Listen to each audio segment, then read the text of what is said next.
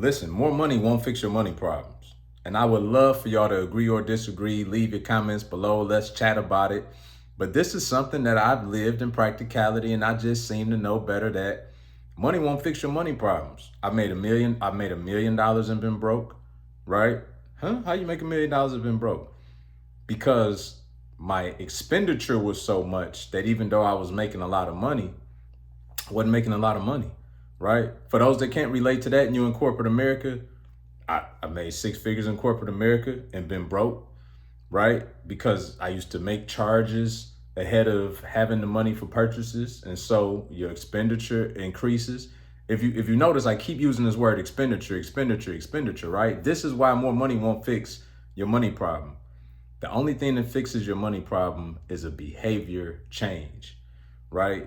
God was very clear about what we're supposed to do as stewards, right? And that's the piece that I think oftentimes we miss in society is being good stewards over what's been provided to us. And until I fix that problem, money never fixed my problem. All right. Now, I want y'all to stay with me to the end of this video because we're going to unpack a lot about how you can change your situation from where you're at. Whether you're making a lot of money right now and it just still doesn't seem like enough, whether you're making a lot of money and you're killing it, but you still want to make more, right? There's still some things that you can do. And I'm going to specifically show you some things that you can do in real estate to forever change your situation, right? I help people all over the globe build 6 and 7 figure real estate businesses in a matter of 12 months. I myself have been investing for over 16 years, own over 100 apartment buildings, as well as done over 100 fix and flip and wholesale deals in the last 16 years, retired myself from corporate America at 35, et cetera, right? But I've been through a lot. Like, it has not been pretty. It's been a journey. And, you know, God blessed me with a tremendous ability to go out and print money, right? I can take things from concept to practicality. He's gifted me in that way. But it took me a long time to figure out what I'm going to share with you today about the stewardship piece, right? And no matter where you're at in your starting point, in your journey, the bottom line is you have to look at opportunities to decrease your expenditure, your monthly expenditure, and increase your income. That's how you get out of debt, right? And so in order to create excess, you have to decrease your monthly expenditure and increase your income. Well, how do you do that? Well, I don't know everybody's situation, but I can tell you, number one is you got to get out of credit card debt, right? Those monthly credit card bills that you're paying are killing your monthly expenditure. And you think just because you're making a minimum payment, you feel good about it, you're keeping your credit in semi-good standing, although the usage rate is probably through the roof,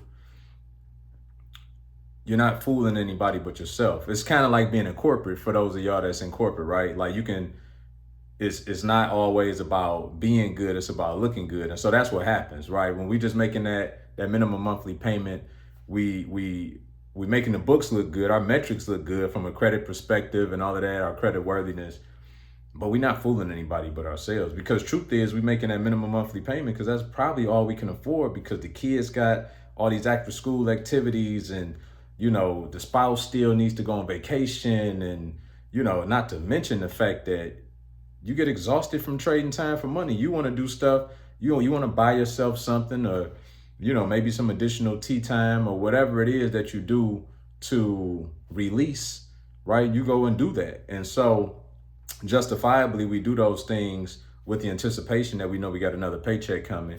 And eventually we're going to get out of this snowball of debt that we've developed. But the truth is, it's not. Until there's intentionality behind it, it's not going to happen. And I don't care how many raises you get. I don't care how much more money that you make. If you don't fix the catalyst, which is the behavior piece, it's not going to work. And so you have to look at how do you reduce, and for some of y'all, it really is going to be, you got to reduce some of your fixed costs, which are like your house, the cars that you drive. Like, there may need to be some drastic changes. For others, you know, maybe you leaving it at the bar, maybe you leaving at the restaurants every week. All right, and I ain't coming for you, but I just been there, so I know. I mean, you could spend $500,000 every weekend, like easily, just hanging out at nice places and doing nice things. And so maybe you need to limit that to a couple times a month or once a month, or maybe all together. Maybe it's not good for you. Maybe the result of going out and partying puts you even in an even worse situation, because now your capacity is limited, and it's an impediment for you to go out and even be creative and do other things. That's a whole nother conversation for another video, which I'll share because I've been that guy as well. Um, but that's the key, right? The key is you need to lower your expenditures to create more excess in your income. Now, here's why that's important. Because you do need to make more money, okay?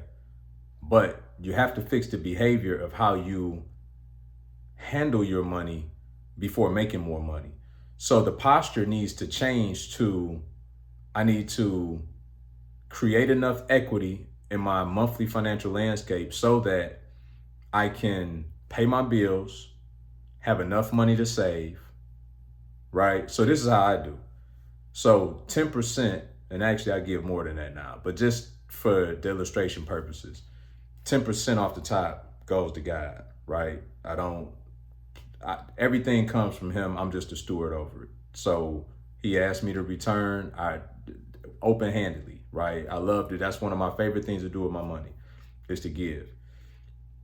And then after that, I save, right? You need to be saving a portion. You need to be saving towards your retirement, and not the one that they give you at the job, but you want to get to a point where you're saving, and I'm going to show you how you can create different retirement vehicles for yourself outside of just the one in which you contribute to through your 401k or whatever through your employer. And then you need to have another savings for investment purposes, right? So you're taking care of what the one who gave it to you. Then you're taking care of, throwing yourself some money for 10, 20, 30 years from now, right? You got to do that. But then you need to start saving for the purposes of investing, right? And then you should be able to still take care of your monthly expenditures, and then still have a little bit of cushion to play around with, right? And so that's kind of an ideal scenario. And for many of you, look, I pay my bills every month, and that's okay, right? I think over 50% of people who make six figures or better in corporate America are still living paycheck to paycheck.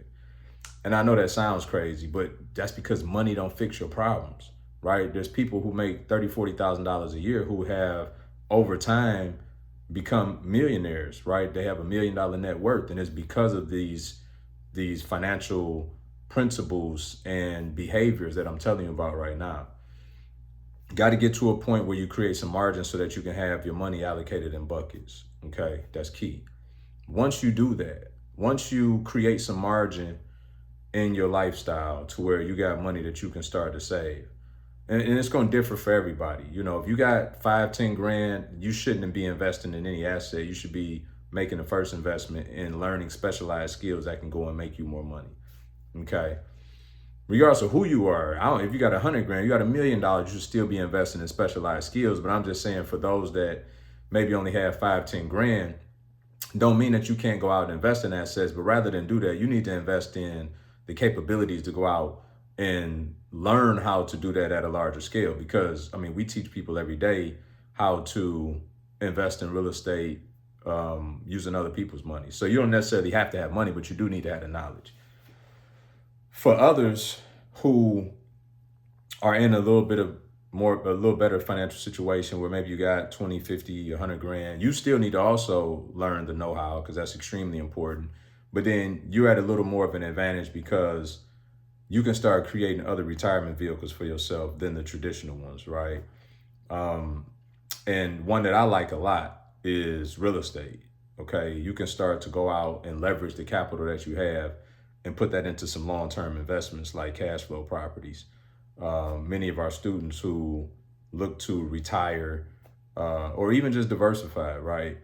Active income is great. Like, I've done over 100 fix and flip and wholesale deals, as I mentioned. And now I buy commercial multifamily, soon to be buying hotels in 2024. But it's incumbent upon you to take control of your and your family's legacy, your and your family's retirement, And we got to stop living so much for today and not thinking about tomorrow, because it's coming, right? At 20, I never thought about being 39 now, right? I did, but it seemed so far off. But now at 39, I'm like in a panic about what needs to happen by 60. And thank God we really are ahead of the curve, my wife and I.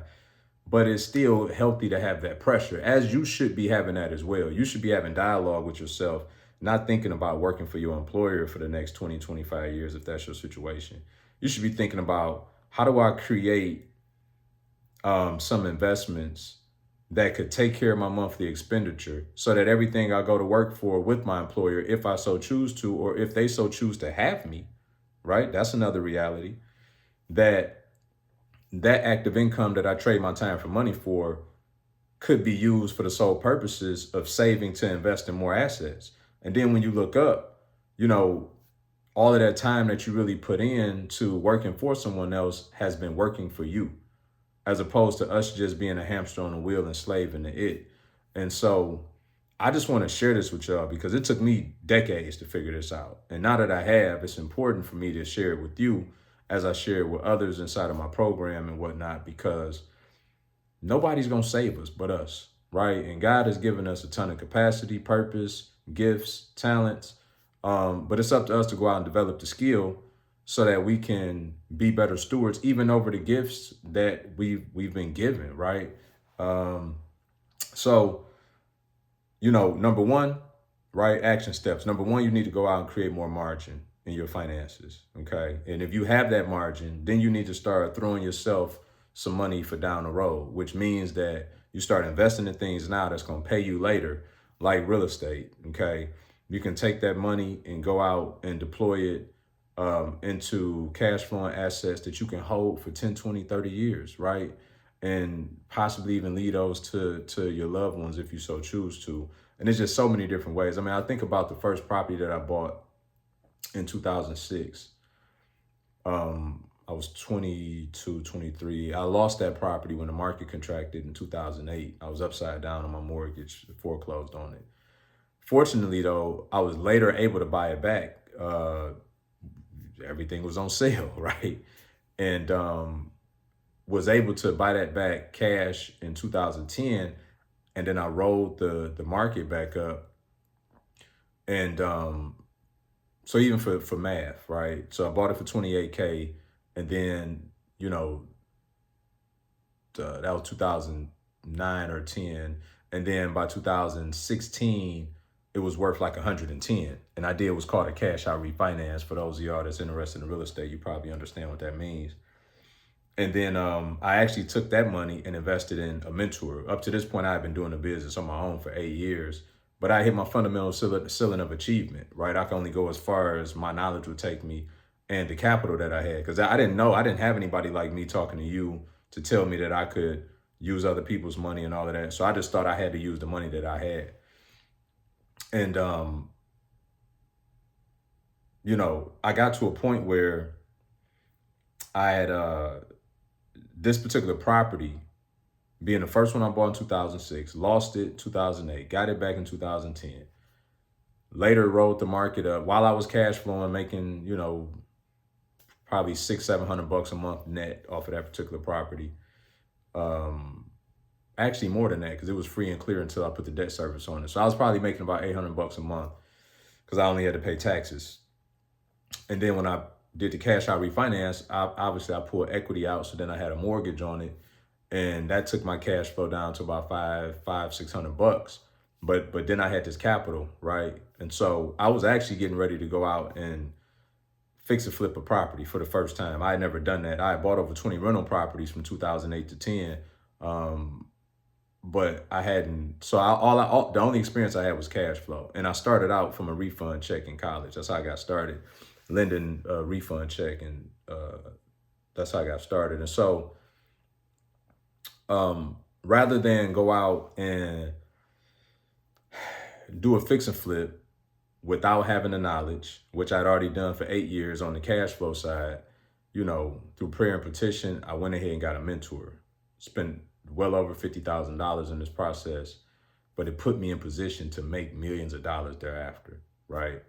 Why am I telling you this? I'm telling you this because the the number one asset for you is always going to be your knowledge. You can only go as far as those things that you know and can apply. See, knowing is one thing. A lot of y'all know a lot, right? You're going to learn a lot from this video.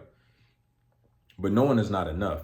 Knowing should only be for the purposes of then to apply something, right? And now that you know, it's up to you to go out and apply it.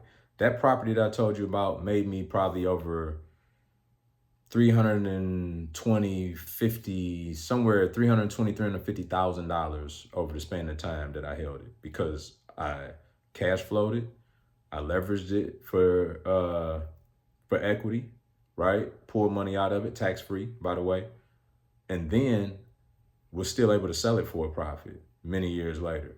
So that's the power of a one-time investment, and if you hold it long enough, how it can pay you over time. Okay. I hope this video was helpful for you. I hope that you are enlightened to a point of taking action. All I ask is that you click that subscribe button. I want you to be notified when I put these type of videos together, because it's for your purposes. I want to free you guys from the same environment that I freed myself from, and share it with a friend. We all know somebody that's probably struggling, having some challenges, and the best blessing that we can be is to be a blessing to others. So share it, and I'll see you guys in the next video.